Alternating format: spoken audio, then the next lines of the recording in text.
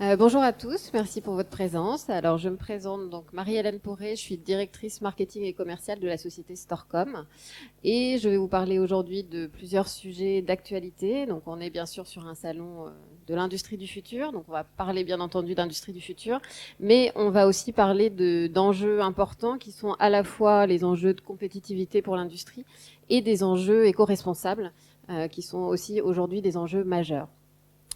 Tout ça dans un contexte d'IoT. Donc j'expliquerai peut-être rapidement l'IoT, mais je pense que si vous êtes là, vous savez un petit peu de quoi on parle, et voir comment on peut combiner tout ça.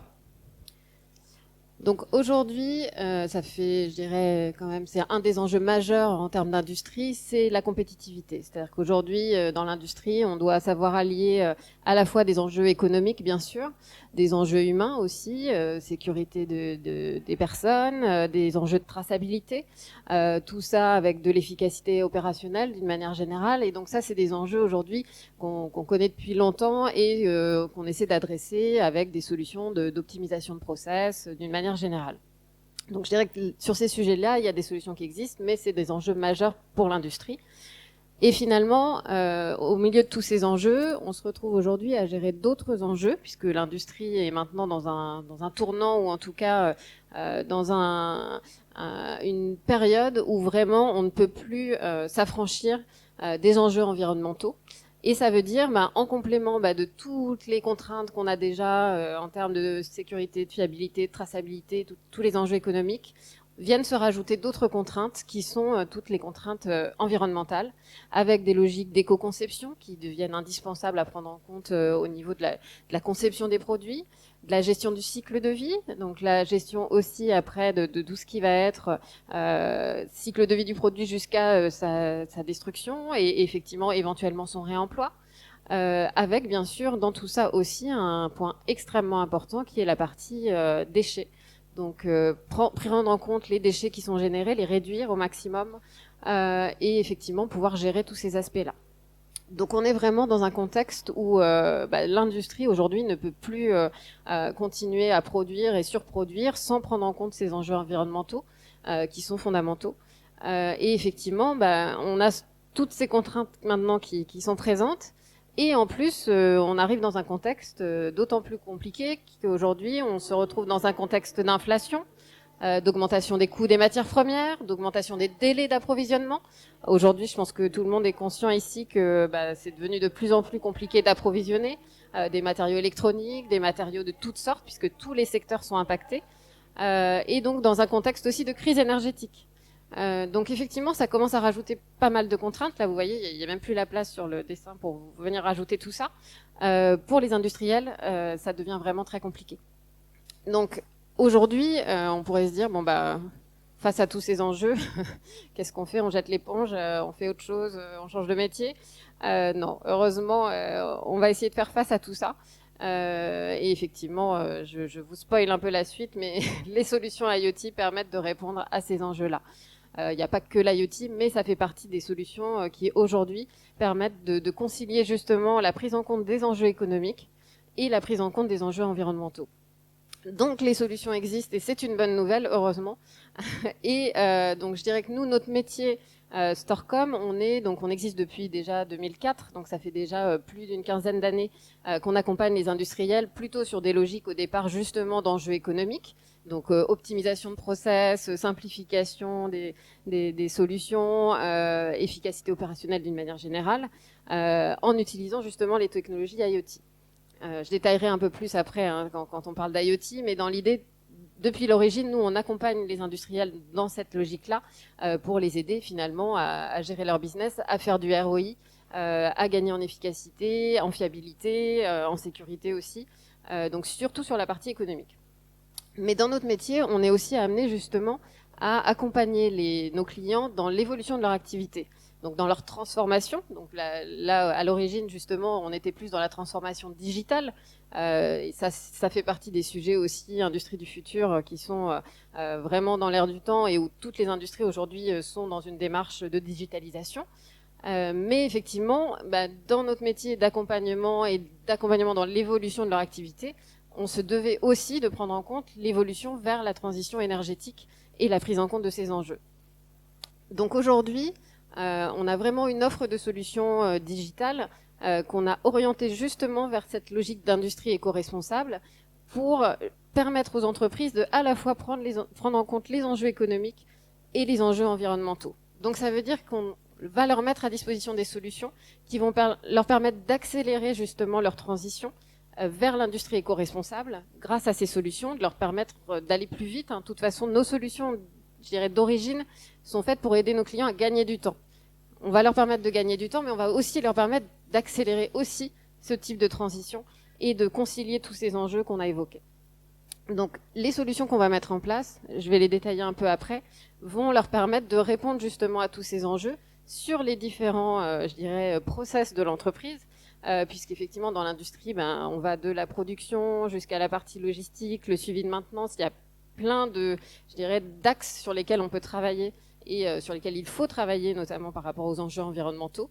Donc on va leur amener en fait des solutions clés en main qui vont leur permettre d'adresser tous ces enjeux et toujours dans une logique de personnalisation par rapport à leur process métier. On le sait, on est dans l'industrie, les industries ont chacun leur process. On peut pas se dire on met en place une solution et puis c'est à l'entreprise de s'adapter à ces solutions. On est dans le digital, il faut que ce soit les solutions qui s'adaptent au process. Donc on a depuis l'origine des solutions qui vont être très adaptables, modulables, je parlerai justement des modules tout à l'heure, pour répondre à tous ces enjeux. Je vous montrerai justement aussi dans la présentation aussi pas mal d'exemples, puisqu'on travaille dans plein de domaines et plein de secteurs différents, pour vous permettre de vous projeter, parce que je suppose que vous êtes tous dans des secteurs d'activité différents, et effectivement de voir que finalement à toutes les étapes, d'une part dans tous les secteurs, on peut prendre en compte ces enjeux et il y a des solutions, tous sont concernés, et effectivement même dans une industrie, et tous les secteurs de l'industrie et toutes les activités de l'industrie peuvent être impactées et à prendre en compte. Donc, d'une manière générale, je dirais que l'objectif, c'est que nos solutions permettent de répondre à tous ces enjeux. Donc, bien sûr, les enjeux d'efficacité qu'on a évoqués, les enjeux économiques. Donc, de toute façon, nous, quand on met en place des solutions, l'objectif, c'est vraiment de pouvoir avoir le ROI le plus rapide, leur permettre effectivement de mettre des solutions et que très rapidement, ils puissent avoir un retour sur investissement. Et tout en prenant en compte un aspect très important, et ça va aussi dans la logique de démarche RSE, c'est la partie humain. C'est-à-dire que prendre en compte les opérateurs, prendre en compte l'ergonomie de travail, faciliter au maximum, éviter toutes les tâches qui vont être rébarbatives et amener des solutions qui vont vraiment permettre aussi de fidéliser ces salariés. Ça fait partie aussi des enjeux actuels, des enjeux de recrutement, où ce type de solution, finalement, nos clients nous disent, ça nous permet aussi de valoriser les postes, d'avoir des solutions qui vont permettre aux opérateurs de monter en compétences, d'avoir un poste qui est d'autant plus intéressant parce qu'ils ont des aspects digitaux. Donc c'est aussi un point qui est important et qu'on peut amener via ces solutions-là. Et bien sûr, justement, c'est tous ces aspects-là qu'on va détailler après, c'est la partie impact environnemental, gestion de la démarche RSE. Aujourd'hui, vous n'avez pas une seule entreprise qui peut dire j'ai pas de démarche RSE, j'ai pas de charte RSE. Même si vous êtes une petite entreprise, finalement, de toute façon, vous travaillez pour des gros clients qui vont vous dire moi, j'ai une charte RSE, signez ma charte RSE parce que vous devez vous engager, parce que moi, je m'engage et que j'engage aussi mes fournisseurs. Donc, en fait, toute la chaîne, de toute façon, doit prendre en compte ces enjeux-là et ça fait partie des choses qui deviennent vraiment incontournables. Donc, l'objectif, c'est de permettre, via nos solutions, de répondre à tous ces enjeux. Alors, on a parlé IoT, justement. Ça peut paraître des fois un peu obscur. IoT, ça veut dire plein de technologies différentes. Ça va du code barre, qui est, je dirais, l'ancêtre de l'IoT, ou en tout cas des technologies d'identification. On a de la RFID, bien sûr, du Bluetooth, du Wi-Fi, de l'ultra-wideband, du Pic-to-Light. Enfin, vous avez toute une myriade aujourd'hui de technologies IoT. Et on peut parfois s'y perdre et se dire finalement alors oui, moi je voudrais lancer une démarche IoT, mais finalement je commence par quoi, je commence par où, qu'est-ce que je dois mettre en place comme techno, qu'est-ce qui répond le mieux. Donc nous, notre positionnement justement, c'est de se dire la technologie, ce n'est qu'un moyen, ce n'est qu'un outil. On doit se focaliser sur le besoin d'abord, sur le besoin métier. C'est pour ça qu'on travaille beaucoup sur l'analyse des flux d'abord de nos clients, savoir là où il y a des problèmes, identifier justement les process à cibler en priorité par rapport à des enjeux et de les accompagner dans cette démarche pour dire finalement c'est d'ailleurs rarement une seule technologie qui répond. C'est souvent un mix de technologies. On peut très bien avoir, par exemple, de l'identification code barre sur certains équipements et de l'identification RFID sur du contenant, par exemple, qui va pouvoir être réutilisable. Des fois, on va avoir besoin de localisation, plus ou moins précise. Donc, on va travailler sur différentes technos en fonction de la précision de localisation. Et finalement, le client et l'industriel ne doit pas avoir à se focaliser techno, mais vraiment à se dire de quoi j'ai besoin, quelle est ma problématique, comment je dois l'adresser, et ensuite seulement vient la technologie. Donc notre rôle à nous, c'est vraiment d'accompagner nos clients dans l'analyse de leurs process, dans l'analyse de leurs besoins, pour dire voilà, nous, on sait vous dire, par rapport à notre expérience, par rapport à tous les déploiements qu'on a pu mettre en œuvre, et par rapport justement à l'expérience terrain, finalement, c'est cette techno qui répond mieux, ou alors ça va être plutôt effectivement un mix de technologies pour les accompagner dans cette logique. Et c'est là où l'IoT finalement va aussi offrir une grande variété de technologies qui vont permettre d'adresser tous ces enjeux. Donc notre approche à nous, et je vais vous la détailler justement avec des cas concrets, c'est de se dire finalement on part d'une problématique, et généralement effectivement c'est de se dire je dois répondre à des enjeux aussi bien économiques qu'environnementaux. Ça va être forcément capter de la donnée, puisque pour manager après on va avoir besoin forcément de data. La data aujourd'hui c'est le cœur pour pouvoir se dire j'agis dans une direction, je vais pouvoir mesurer, mais il faut d'abord savoir effectivement de quoi on parle, savoir analyser son activité. Donc il faut forcément capter de la donnée. Donc il y aura d'une part se dire quelle technologie va répondre, comment on va capter la donnée. Donc ça veut dire aussi bien de la mobilité que des systèmes fixes, que des systèmes complètement automatisés. Donc ça après c'est aussi notre rôle de conseiller les industriels pour leur dire là il faut plutôt de la mobilité, ce sera plus adapté, là on va pouvoir automatiser, donc on va gagner du temps, et donc de préconiser les différents points sur lesquels on peut capter. Et après, bien sûr, il y a toute la partie logicielle qui est indispensable pour faciliter, puisqu'on va beaucoup travailler sur le design aussi des applications pour faciliter au niveau des opérationnels, de la saisie, de la récupération des données. Et bien sûr, la partie data et analytique, c'est-à-dire la partie vraiment remontée des données, affichage des dashboards, etc., pour pouvoir mesurer, piloter, et justement, après, pouvoir travailler sur la démarche d'optimisation et d'amélioration. Souvent, on le voit quand on met en place des projets, finalement, nos clients n'ont pas de visibilité au départ. Ils se disent, bon, là, je dois avoir des problèmes, ils savent à peu près où ils ont des problèmes, mais ils sont incapables de mesurer vraiment où est-ce qu'il faut agir. Et finalement, c'est en mettant en place des solutions IoT qui vont être capables vraiment d'avoir une vraie visibilité et du coup de mettre en place des démarches d'amélioration et bien sûr, via les indicateurs, de voir la progression et l'amélioration. Donc je vais vous présenter plus particulièrement justement différents cas d'application sur lesquels on a mis en place des solutions.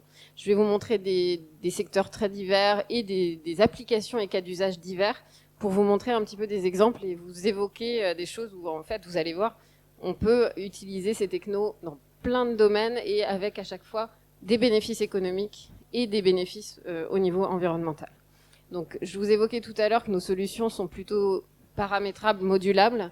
Et donc, effectivement, on voit un petit peu là pour la partie industrie, les différents modules qu'on peut mettre en place. Donc, c'est là où j'évoquais qu'on va vraiment travailler sur tous les processus de l'entreprise, depuis la partie production jusqu'à la partie maintenance. On travaille aussi sur de l'outillage, par exemple. Donc, tous ces modules-là, en fait, vont être standards et, je dirais, capitalisent un peu toute l'expérience qu'on a pu avoir de déploiement de ce type de solution. Et après, on va adapter la technologie en fonction du besoin, en fonction de ce qu'on identifie. Et bien sûr, on va s'adapter aussi au process métier de nos clients.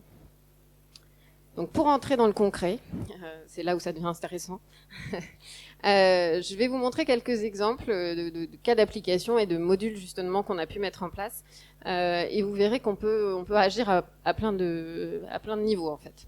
Donc déjà, je dirais qu'il y a un secteur où finalement ça touche toutes les entreprises, industrie par industrie, c'est la gestion du workplace management, donc l'environnement de travail, les bureaux, l'administratif, et ce qu'on appelle aussi le facility management. Aujourd'hui, toutes les entreprises ont des immobilisations, ont de l'équipement informatique, ont des machines, ont du mobilier, etc. Et tous ces éléments-là, d'une part, ils les gèrent économiquement parce qu'il y a une logique de gestion d'immobilisation, mais ils ont aussi potentiellement des inventaires à faire sur ces équipements. Ils ont aussi de la maintenance à faire sur ces équipements. Donc, à partir de là, en fait, on peut déjà travailler sur, d'une part, de la gestion de parc, en fait. Donc, nous, on a des solutions vraiment dédiées à de l'inventaire et le module maintenance qui va avec pour la partie gestion de maintenance, qui vont permettre aux entreprises de tracer, d'inventorier très rapidement, puisque un des intérêts sur de la technologie IoT et notamment sur ce type d'application, on va utiliser les technologies RFID, c'est de pouvoir faire un inventaire très rapidement. C'est-à-dire que je rentre dans une salle, je scanne ma localisation, je rentre dans la salle, je scanne tout ce qu'il y a et je vais pas avoir besoin de chercher où est l'étiquette, de chercher et de compter à la main et de regarder, d'essayer de viser un code barre quand il y a des codes barres et on va gagner énormément de temps. Donc j'ai des clients effectivement qui utilisent ces solutions et qui aujourd'hui font l'inventaire beaucoup plus rapidement qu'ils ne le faisaient, voire même ils ne le faisaient pas parce qu'en fait c'était vraiment impossible de comptabiliser tous les équipements. Donc déjà il y a des enjeux économiques sur cette partie-là. Et en plus, en fait, quand vous gérez par exemple du matériel informatique, il y a des enjeux derrière où en fait on va pouvoir tracer et historiser tout le cycle de vie des équipements, notamment équipements électroniques, pour pouvoir potentiellement faire du réemploi. Donc j'ai des clients qui justement vont utiliser cette solution-là pour se dire je vais pouvoir gérer la durée de vie de mes équipements, je vais pouvoir potentiellement optimiser leur durée de vie, donc c'est-à-dire prolonger la vie des équipements électroniques et éviter de les remplacer alors que finalement ils auraient peut-être pu être prolongés, gérer de la réparation et potentiellement effectivement faire du reconditionné derrière ça et finalement pouvoir reproposer ce matériel-là en ayant vraiment une traçabilité des équipements. Donc de toute façon, vous verrez sur les différents cas d'usage, le cœur, c'est l'identification. C'est d'être capable d'identifier un produit, de pouvoir y associer toutes les informations de traçabilité et justement après de pouvoir exploiter toutes ces données dans différents cas et justement dans des logiques potentiellement de réemploi et de réutilisation. Donc ça, c'est un exemple, vous voyez, on est vraiment dans une logique très simple. Des équipements, on va pouvoir mieux les gérer, donc économiquement, on va y gagner. C'est aussi bien entendu de la gestion de stock derrière. On va aussi avoir du positif au niveau de l'environnement de travail, parce que ça veut dire effectivement pouvoir, par exemple, gérer du flex office, mettre à disposition des salariés du matériel en fonction des disponibilités. Donc il y a tous ces aspects-là, et en même temps des enjeux environnementaux. Donc ça, c'est un exemple qui touche tous les secteurs.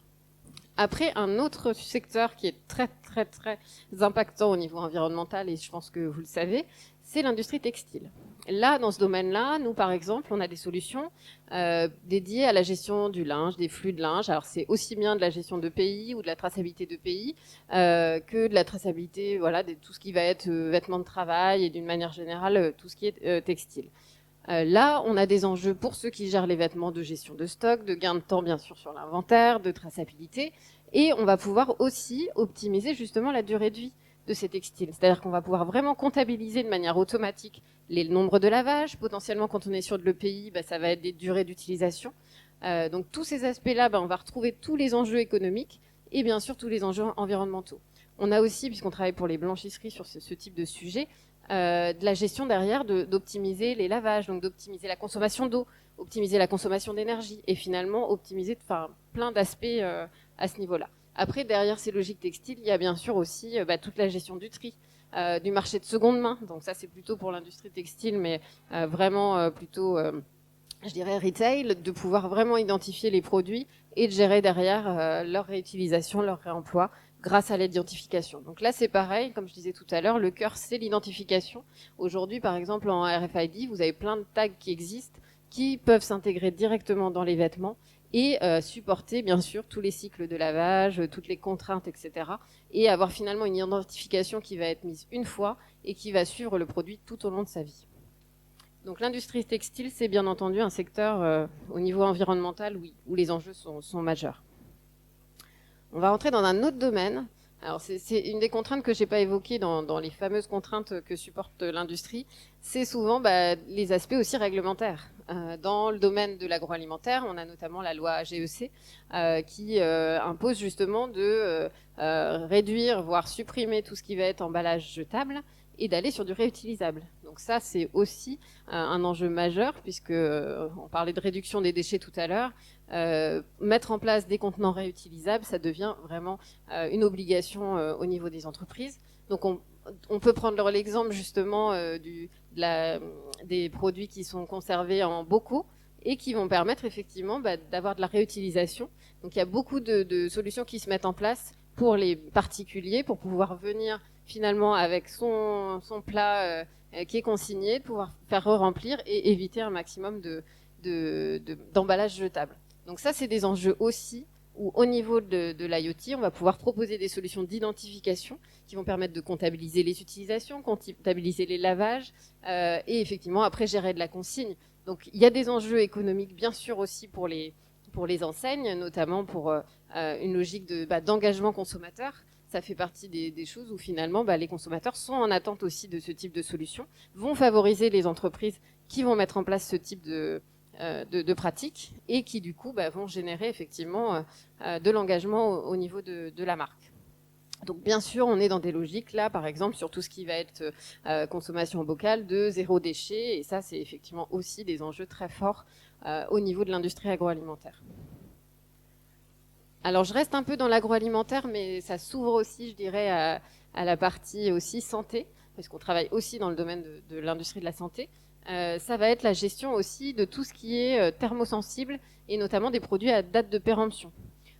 Aujourd'hui, on a des solutions, notamment dans nos modules logistiques, qui vont permettre non seulement de faire de la gestion de stock, de tracer potentiellement des contenants, de faire de la fiabilisation des expéditions. Hein, ça, c'est des sujets qui sont assez classiques en RFID, de pouvoir passer sous un portique et s'assurer que tout ce qui a été expédié vers un client correspond bien à la packing list et qu'il n'y ait pas d'erreur.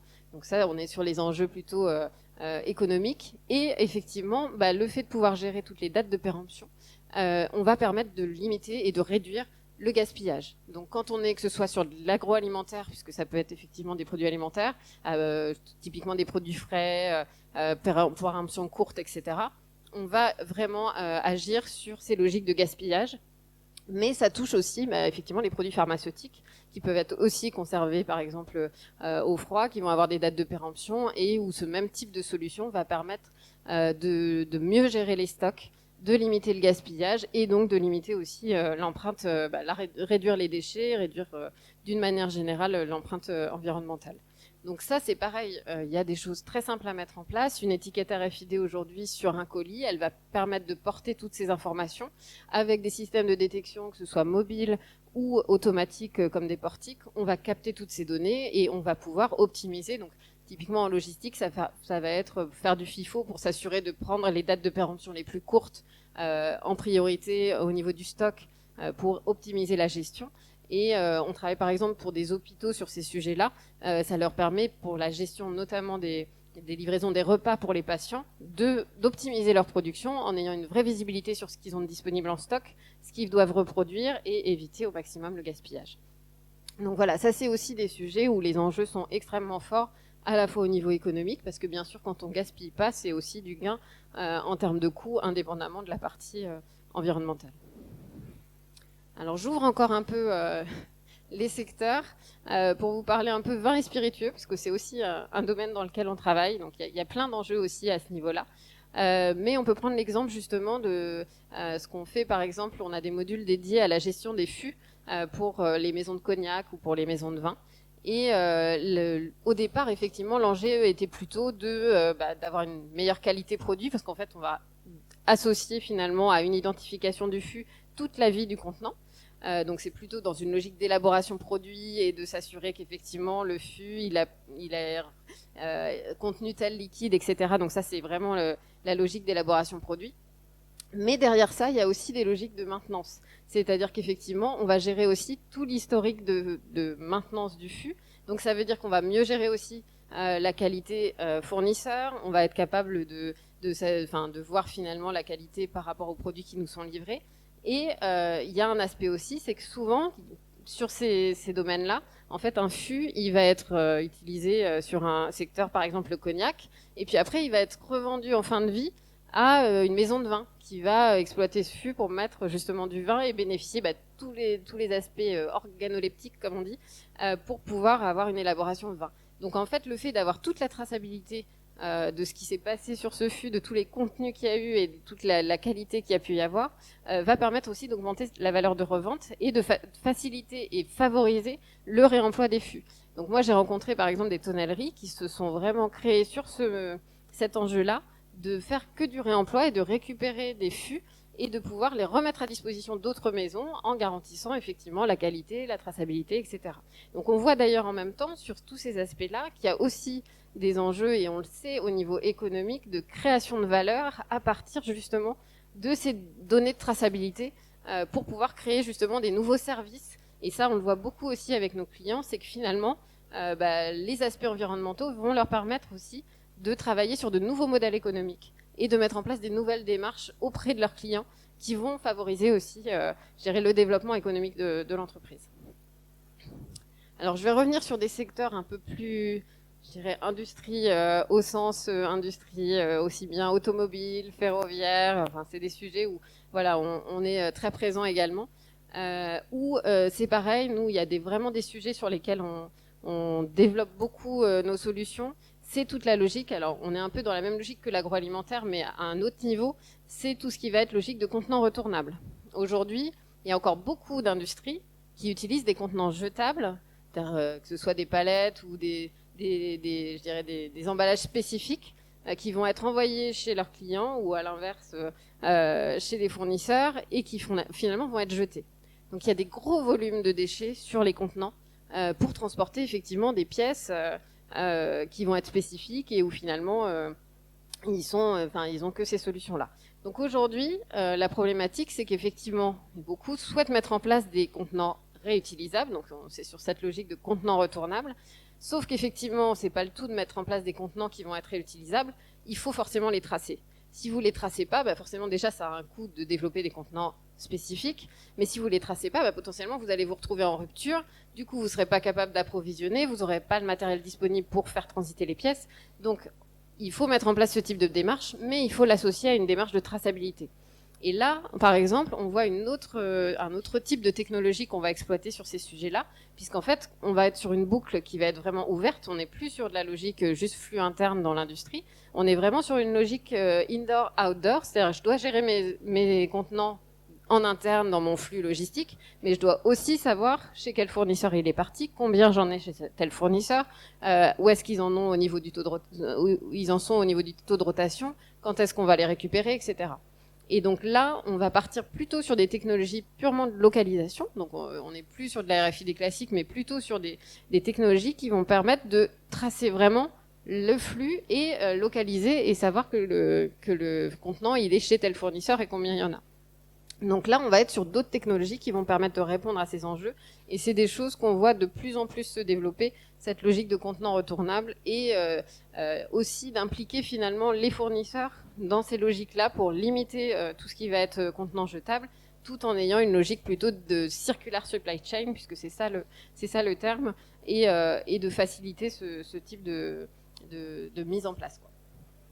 Donc ça, effectivement, c'est des sujets qu'on voit, qui touchent tous les secteurs industriels aussi, puisque du transport de pièces, et on va pouvoir aussi, via ce type de solution, optimiser les transports, puisque ça, c'est aussi un enjeu fort en termes environnemental, c'est que finalement, quand on fait des flux vers des fournisseurs, ça veut dire des camions à affréter pour transporter des contenants, potentiellement des contenants vides, et donc pouvoir optimiser tous ces aspects-là.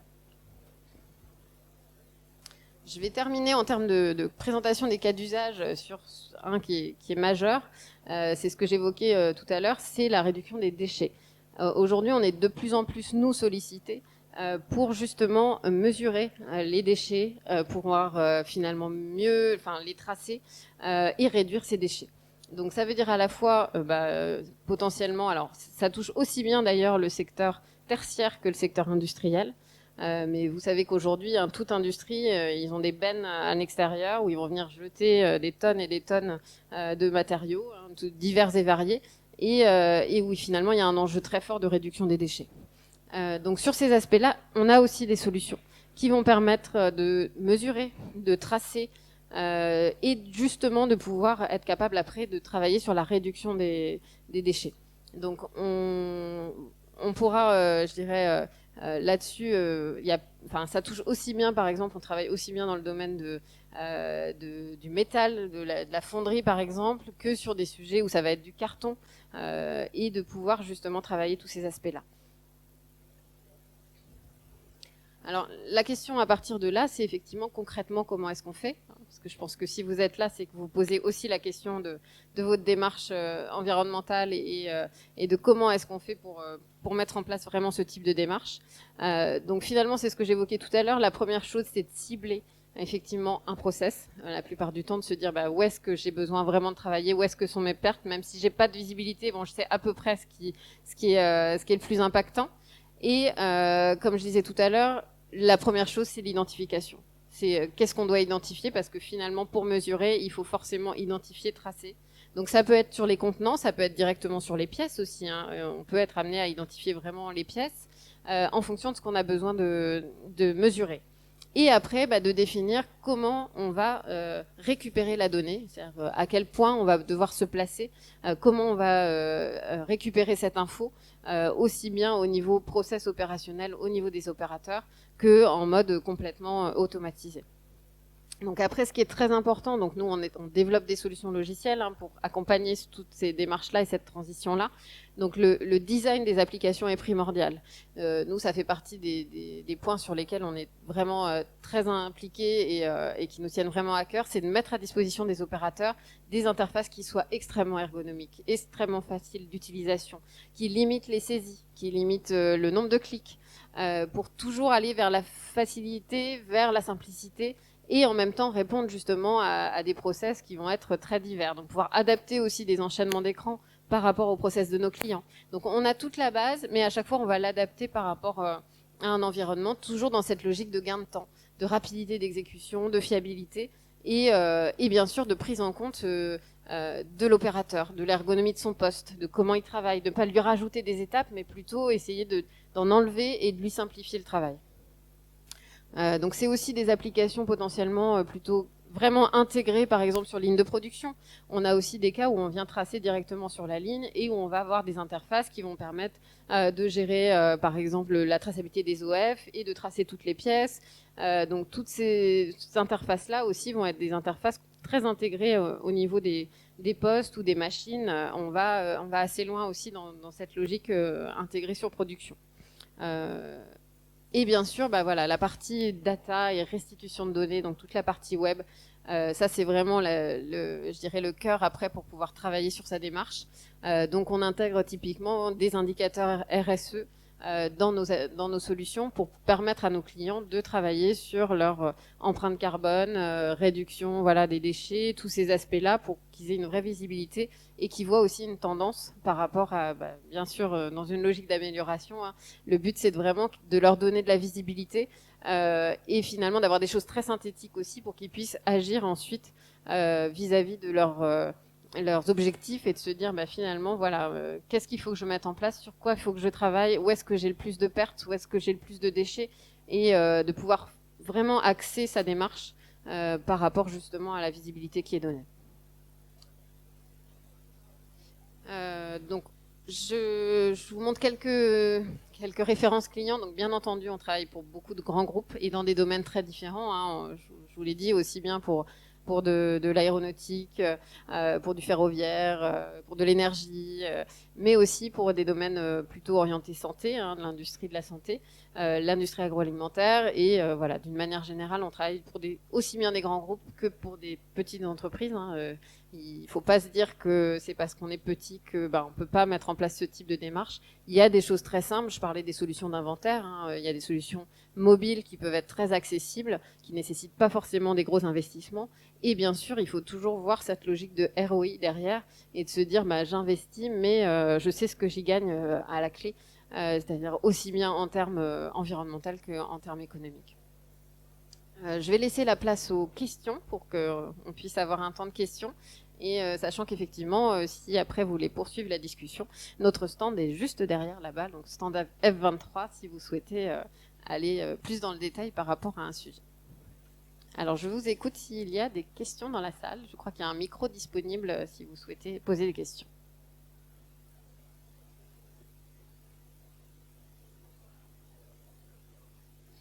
Ne soyez pas timide.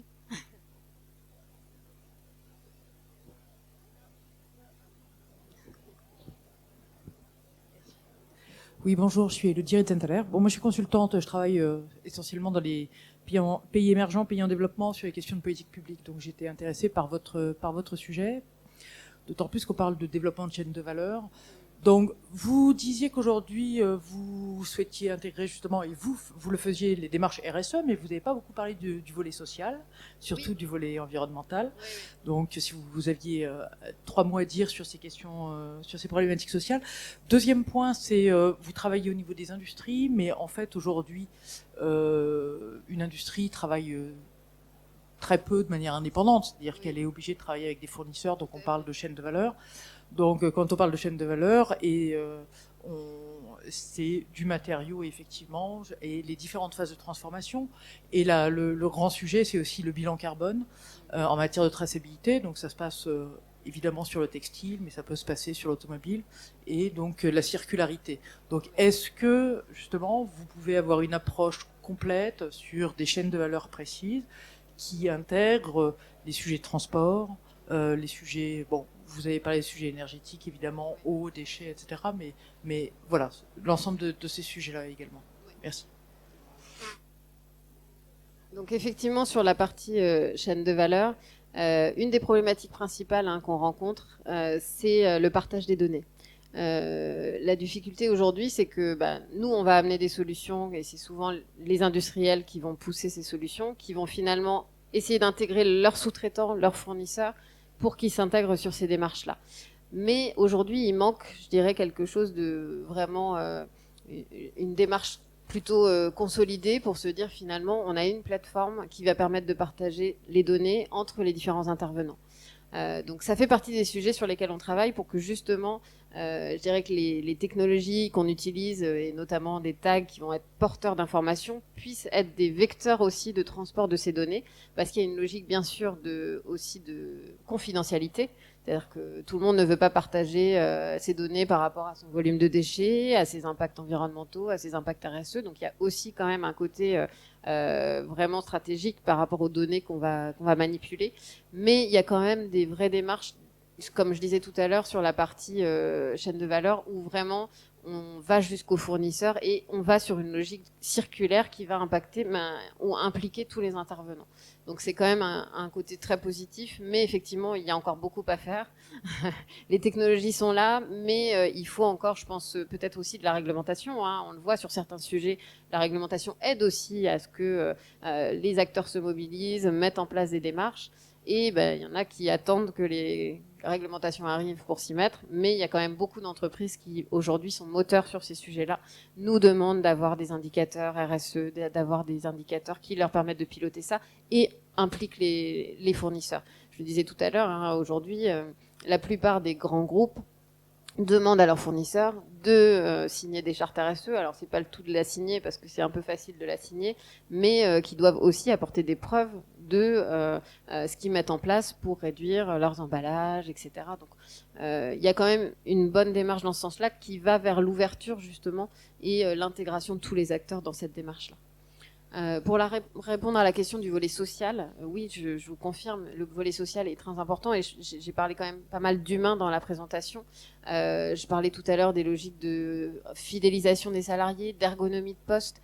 Nous, c'est des sujets justement où on s'implique vraiment pour que l'opérateur soit pris en compte dès le départ du projet, dans les spécifications, pour vraiment prendre en compte l'opérationnel par rapport à l'utilisation. On travaille notamment dans le secteur de la santé où des fois on a des opérateurs qui ne savent même pas lire et où du coup il faut mettre en place des solutions qui leur permettent d'avoir des choses très visuelles. Donc on travaille sur des icônes ou des choses où finalement et typiquement les technologies aussi sans contact aident aussi, où ils n'ont plus besoin de taper sur un clavier, mais ils vont juste venir scanner un badge par exemple, ou scanner un élément qui est déjà identifié, qui va récupérer toutes les données et des choses très visuelles. Donc oui, le social clairement est un des points majeurs sur ces sujets-là, et il y a encore aussi beaucoup à faire à ce niveau-là. J'espère avoir répondu à vos questions. Est-ce qu'il y aurait d'autres questions? Parce que je pense qu'on arrive en fin de présentation, mais n'hésitez pas si vous souhaitez passer nous voir sur notre stand pour aller plus en détail sur certains sujets, puisque c'est court, 45 minutes pour traiter tous les sujets à ce niveau-là. Merci en tout cas. S'il n'y a pas d'autres questions, n'hésitez pas à venir nous voir. Merci.